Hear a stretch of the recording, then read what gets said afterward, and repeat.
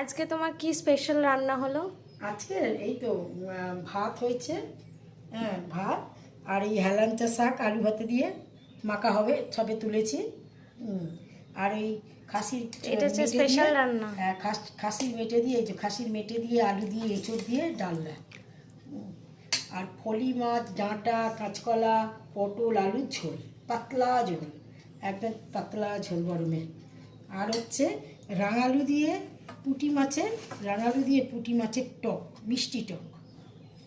আজকের এই রান্না এঁচোড় দিয়ে, মেটে দিয়ে, খাসির মেটে দিয়ে এই রান্নাটা আমি এই বাড়ি এসে শিখেছি। আমার শ্বশুরমশাই নিজে হাতে রান্না করতো, জিরে বাটা দিয়ে, লঙ্কা, রসুন, পেঁয়াজ সব কিছু জিরে বাটা দিয়ে করতো, সব কিছু দিত, তার সঙ্গে জিরে বাটা দিয়ে এরকম কাদা কাদা ঝোল ঝোল মতন করতো, খুব ভালো খেতে। একটু গরম মশলা দিতে হবে এর সঙ্গে।